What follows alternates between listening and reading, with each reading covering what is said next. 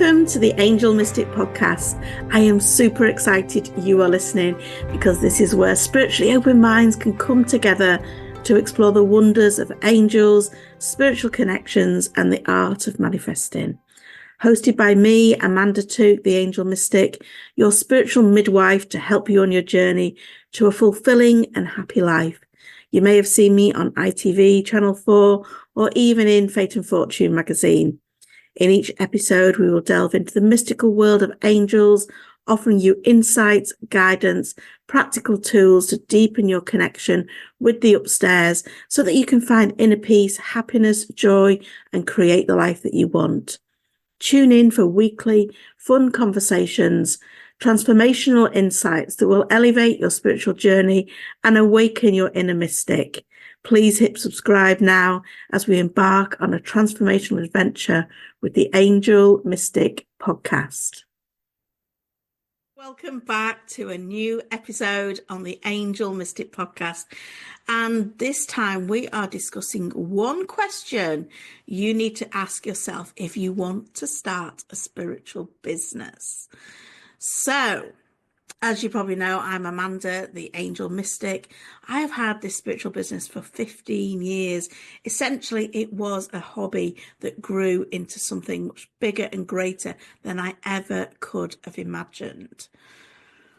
But in the 15 years that I have been doing this and also helping other people grow spiritual businesses, I do believe there is one question that is often overlooked that we really do need to ask ourselves if we are considering starting a spiritual business. I know a lot of people do have dreams and ideas that, oh, I could do this if I could only do this. And what do they say? What's the saying? If you have a hobby that you love and you never feel like you're working another day in your life. I've really worded that badly, but you know what I mean. And honestly, that's what it feels like doing what I do. Of course, there's bits in my business that I don't like doing. I mean, who likes paying the VAT man? But there is also so much that I do love doing. And here's, this podcast is all about thinking about if you want a spiritual business, or indeed if you want to do something different in your life. I want to share lots of things in this podcast today to help you make the right decision. And it does all boil down to one question that you need to ask yourself.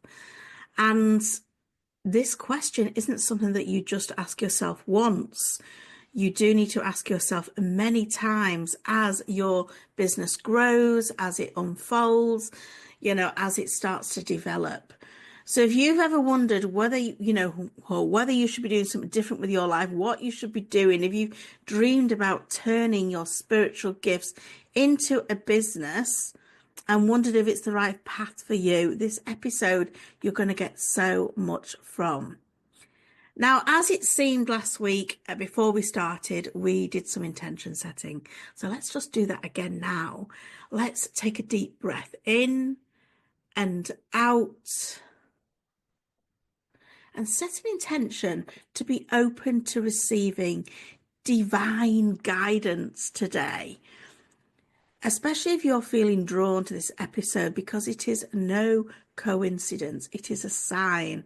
And let's delve in and explore it together. So if you do have that deep calling to start a spiritual business, to do something more meaningful with your life, to have that sense of purpose, that feeling that you're helping, that you're making a difference in some shape or form.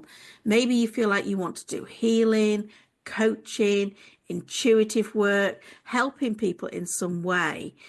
That nudge is not random. That is your soul speaking to you. And we all want to feel fulfilled, don't we? But often we dismiss that. We're often doing work just to pay the bills that isn't fulfilling us.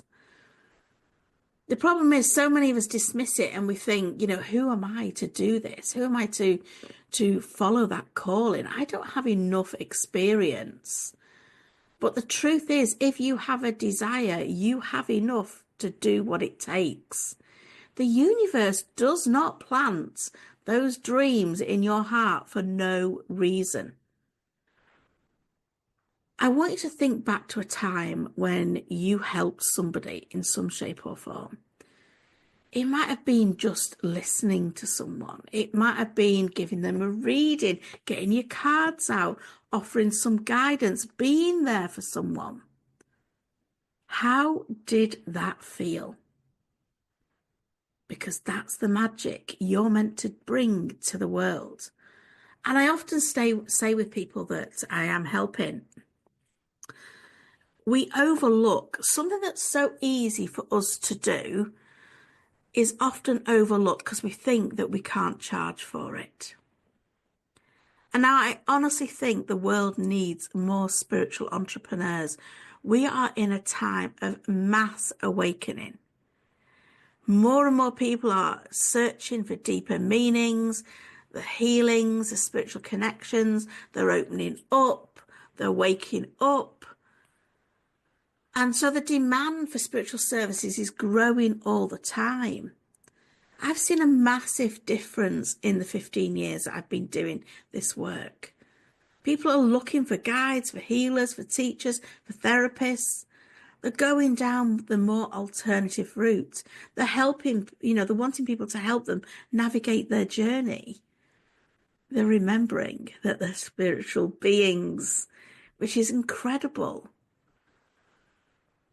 The other day I was scrolling on Facebook and I saw that someone was offering in the local caves near me some sound healing in caves. How amazing is that? So many people are just open to this. When I started doing this 15 years ago, so many people rolled their eyes at me.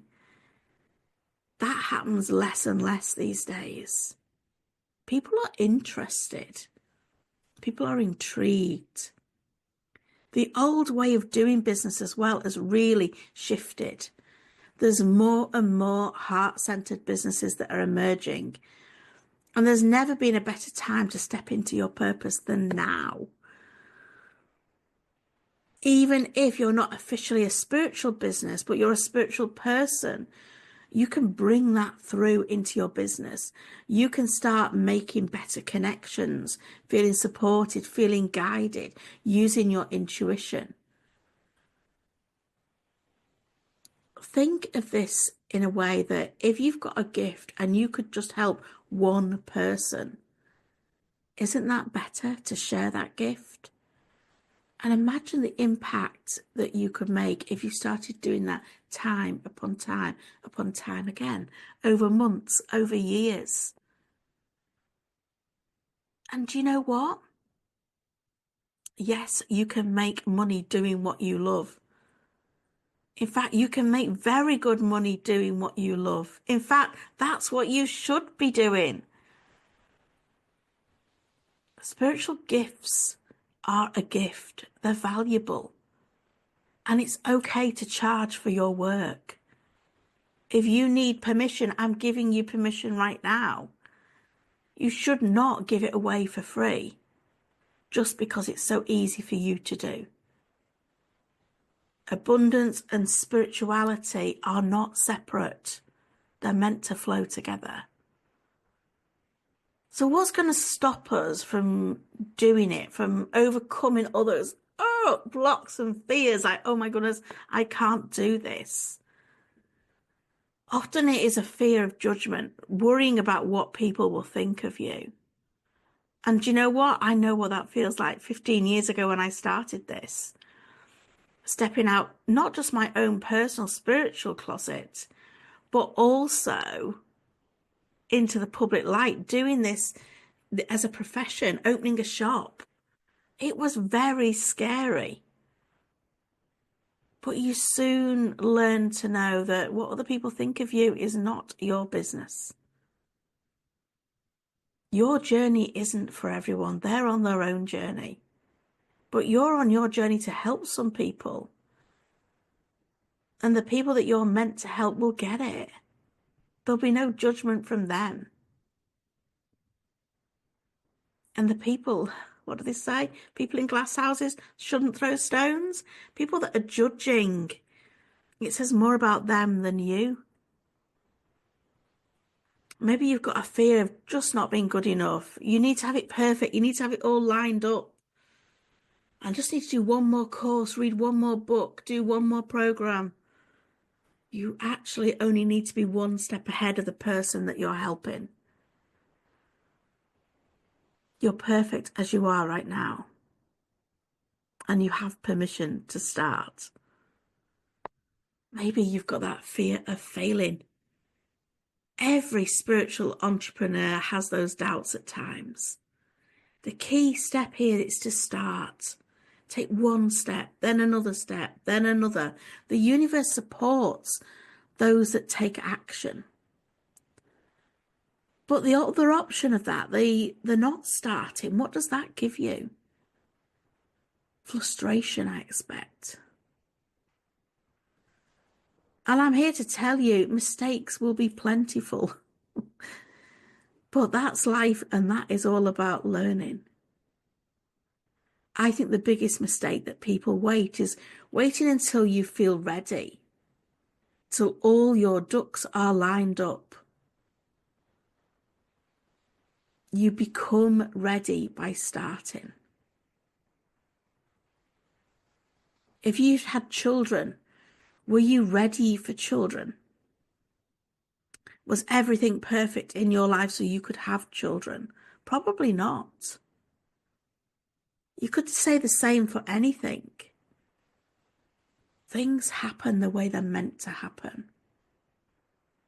So what is this one big question that you need to ask yourself? Because let's be honest, we can overthink this. We might be thinking, what do people want? Who do I need to help? What is my gift? What do I call myself? What's my offering? Who's my client avatar? All of these things you may well think. But I think the most important question to ask yourself is, what will bring me the most joy? What will be fun? How do I want to work? I ask myself that all the time. Each time we're doing a planning session, I ask myself, what will bring me most joy? What will be fun? Of course, you've got to meet your clients' needs, but you have to meet your needs too. So last year, I didn't want to work with one-to-one clients, so I didn't. This year I do. I'm really enjoying having that closeness again, supporting people week in, week out with the weekly sessions. I love that. Last year it wasn't floating my boat. This year it is. So I'm doing what brings me joy. What is fun for me? What lights me up? Because when I'm lit up, it's going to be easy. I will attract things to me that are in alignment with that. So if I'm excited about working one-to-one or in groups or running events, whatever it might be, that's naturally going to build up good energy, and I'm naturally going to attract that and more good things to me. The manifesting hack is all about staying high vibe and feeling as good as you can for as long as you can. So what are some practical first steps to start your business? If you're feeling inspired to do that, what's next? What do you need to do? One, you need to get clear on your gift, what you're naturally drawn to, and don't overlook what you think is so easy for you to do. What do people naturally come to you for?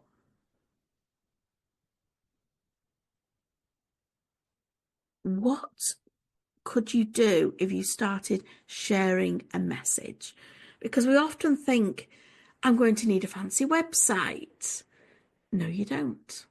Social media is so good these days. You can just start on that. You don't need fancy branding. You don't need business cards. You just need to start sharing your wisdom, your golden nuggets, on social media, through conversations, in your writing, however you do that. Just start building the energy. If you're a healer, a coach, a reader, something like that, start offering practice sessions to build your confidence and get some testimonials in return. There always needs to be an exchange. It can just be energy. And trust your intuition. Your business is co-creating with the universe. So listen to those nudges and take that aligned action. So if you've been wondering whether to start your spiritual business, consider this as your sign. You're needed. Your gifts are valuable. And there's no better time than now. And if you're wondering where to get started, I have got you covered. We've got some free training coming to help you start your spiritual business or to grow a business that you've already got. You will find it over in the show notes, so go and have a look and make sure you've signed up for that, and let's spend those 3 days together getting your business moving in the right direction. But please remember that important question: what is fun? What's going to give me joy? And thank you for spending some time with me listening to this today. I am now going to move on and do our reading for the week. I'll get my cards out of my little bag that I have crocheted, and we will make a start. So this is for, what date is this for? Let's have a look. The 14th to the 20th of April.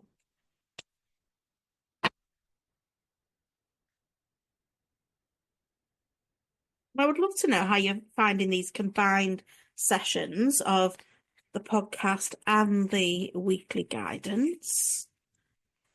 And as I said last time, please share, please review, please do whatever you can do to interact with the podcast, because it really helps. And I want to keep this podcast ad-free for as long as I can. But I need your help in doing that. So if you can, please leave little reviews, please share it out. That all helps.